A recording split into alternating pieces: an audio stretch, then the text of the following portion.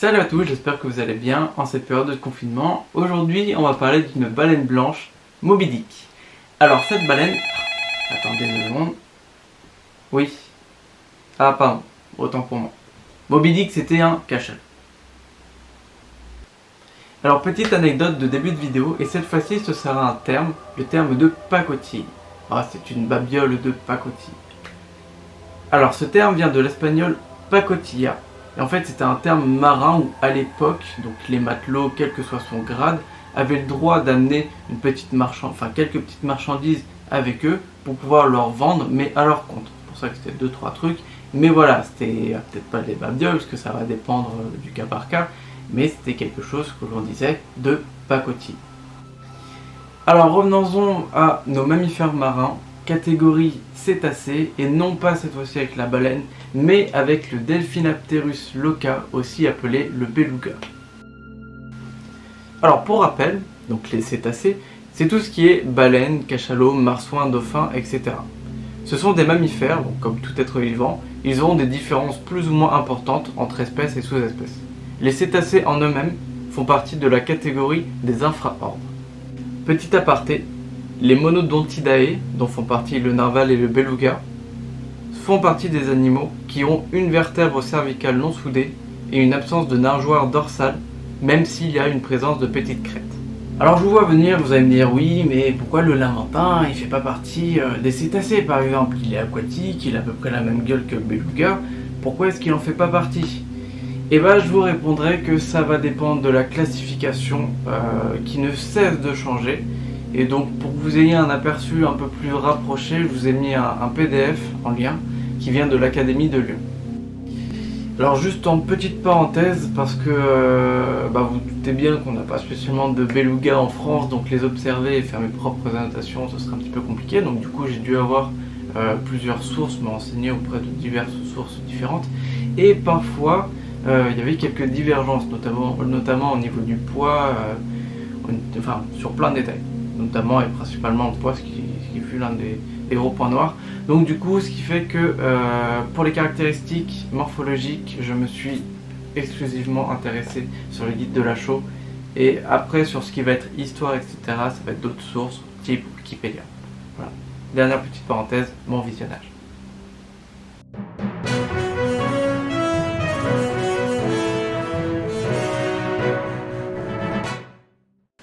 Comme vous le voyez, notre beluga a la peau blanchâtre claire. Il peut vivre jusqu'à 30 ans et vit dans les eaux arctiques à subarctiques. Comme d'autres cétacés, notre beluga dispose d'un sonar assez développé et indispensable pour se déplacer dans les eaux glacées et dans les canaux immergés. Cette caractéristique lui vaudra également la disparition de sa crête dorsale.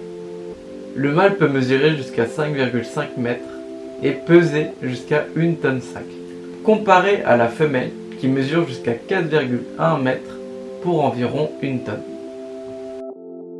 Morphologiquement, comme vous le voyez, il ressemble à un dauphin avec le museau assez arrondi et, comme je disais précédemment, une peau assez blanchâtre. Peau qui va changer, qui va commencer du blanchâtre à grisâtre jusqu'au blanchâtre plus clair au fur et à mesure que les années passent. Concernant l'accouplement du beluga n'est pas encore bien connu.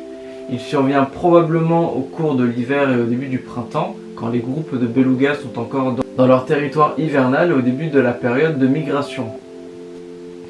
Petite parenthèse, migration qui vient également avec le changement de température des eaux.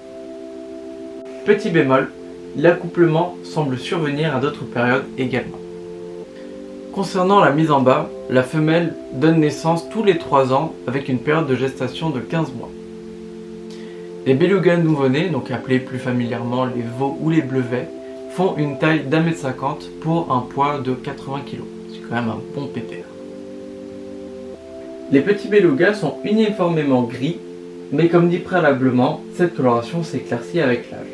Ils prennent leur couleur blanche typique à l'âge de 9 ans pour les mâles et de 7 ans pour les femelles. Les petits restent sous la protection de leur mère durant 2 ans et leur maturité sexuelle intervient à l'âge de 4 à 7 ans pour les mâles et de 6 à 9 ans pour les femelles. Niveau comportemental, il est décrit comme un animal sociable et assez communautaire, possédant naturellement et normalement des communautés nomades, mais avec certains endroits qui sont propices, il y a également des communautés qui sont sédentaires. Alors sur plusieurs sources, il a été indiqué que c'est un animal assez lent mais agile. Alors je n'ai pas spécialement vu le procédé pour mesurer sa rapidité ou son agilité, donc je pense qu'ils ont dû le comparer avec d'autres espèces. Concernant son alimentation, il peut consommer tant des poissons que des céphalopodes, que des crustacés ou encore du zooplancton. Alors niveau chasse, il chasse en groupe, donc côté benthique, donc dans le fond, et vous me direz oui mais c'est un mammifère, du coup il a besoin de respirer. Et oui, et c'est à ça que je pourrais vous poser la question, à votre avis combien de temps est-ce qu'il peut passer dans l'eau sans respirer? Est-ce 11 minutes 25? Est-ce 25 minutes? Ou est-ce 40 minutes? À vous de me dire, je mets un petit sondage.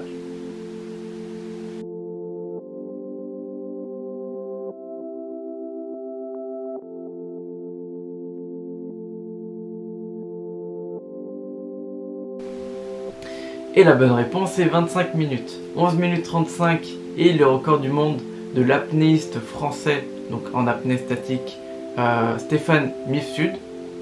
25 minutes donc c'est la bonne réponse, et 40 minutes c'est le temps que moi je peux tenir en apnée. Quoi, vous avez aucune preuve? Bon, revenons-en à nos belugas. Alors concernant ces prédateurs naturels, donc c'est vrai qu'il n'y en a pas beaucoup, il y a l'orque, que vous connaissez, également l'ours blanc, que vous connaissez aussi, et apparemment lorsque le beluga sort sa tête pour des raisons X ou Y comme respirer, l'ours blanc peut lui mettre un petit coup de patte et ensuite le hisser pour en faire son repas. Pas très cool pour le beluga. Voilà, donc après faut pas en vouloir aux ours, hein, le malheur des uns font le bonheur des autres, et les ours aussi il faut bien qu'ils se nourrissent. La première personne à l'avoir décrit est le naturaliste prusse Peter Simon Pallas en 1776. Pallas l'a classé parmi la famille des Monotidae, au même titre que le narval, d'après la nomenclature binominale établie par Carl von Linné. Le plus ancien ancêtre connu du beluga est le Denebola brachycephala, donc espèce du Miocène, aujourd'hui bien évidemment éteinte. Un seul fossile a été découvert donc dans la péninsule de la Basse-Californie, indiquant que la famille prospérait autrefois dans des eaux plus chaudes. Les fossiles suggèrent également que l'habitat des belugas s'est déplacé en fonction de la couverture de la banquise. Ce qui nous permet d'y voir un petit peu plus clair, notamment pour les migrations, donc pour la reproduction et l'accouplement. Le beluga appartient au genre Delphinapterus, qui signifie tout simplement dauphin sans ailes, en raison de l'absence d'aileron dorsal. Le beluga fait partie des premières espèces à avoir été en captivité. Le premier fut exhibé au Barnum's Museum de New York en 1861. Actuellement, les temps ont changé, il est assez rare de voir maintenant des belugas dans des aquariums d'Occident. En raison de leur schéma migratoire prévisible et de leur formation en groupe, les belugas ont été chassés des siècles durant par les autochtones de l'Arctique. Ces derniers se servaient notamment de la viande comme nourriture, de la graisse comme combustible et de leur peau pour s'en faire des vêtements. Au milieu du XVIIIe siècle, les non-autochtones feront une chasse commerciale du beluga dans la baie d'Hudson, à l'est de la baie d'Ungava et dans le Saint-Laurent, jusqu'en 1860, car l'huile est très en demande pour l'éclairage des phares, des lampadaires et des lampes. Par la suite, c'est surtout du cuir dont on se sert pour la fabrication d'attelages de chevaux, de courroies et de lacets. Alors petite anecdote malheureusement drôle, malheureusement, c'était en 1920 où il y a une diminution des stocks de morue et de saumon, et le gouvernement québécois avait pointé du doigt le beluga. Et en 1946, donc une étude québécoise a également montré que ça n'avait rien à voir avec le beluga. Voilà, c'est con, hein. Donc voilà, donc quitte à rester au niveau de la chasse, donc bien évidemment les primes ont été enlevées et la chasse a été interdite, sauf pour quelques endroits, mais c'est plus une chasse de subsistance qu'une chasse commerciale ou autre. Alors, dernière info avant de finir ce point histoire pour passer au point culture, et je parle pas d'Antoine Daniel. Le beluga a servi à la guerre tant du côté des États-Unis que du côté des Soviétiques. Rien de plus charmant que l'humain. Actuellement, le principal problème est la pollution.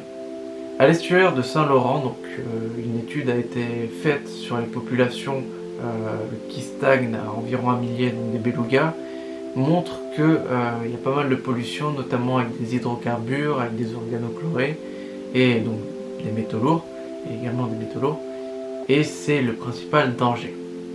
Dans un cadre scientifique, plusieurs nécropsies ont été effectuées sur des carcasses échouées, et ils ont vu un taux de cancer assez élevé, déjà le plus élevé de tous les cétacés et comparable à celui de l'homme.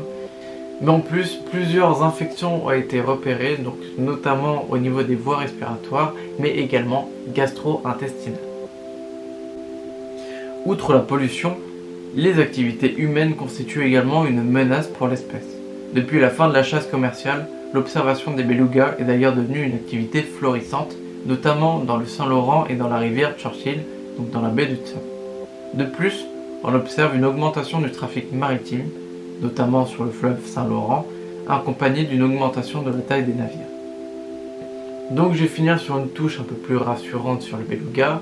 Donc l'UICN, petite parenthèse, c'est l'Union internationale de conservation de la nature, petite parenthèse, l'UICN l'a classé comme préoccupation mineure. Donc ça veut dire qu'il n'est pas encore menacé, il n'est pas en bonne extinction ni rien.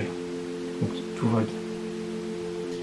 J'espère que cette vidéo vous aura plu, restez bien chez vous, j'espère que vous vous portez bien et je vous dis à une prochaine vidéo.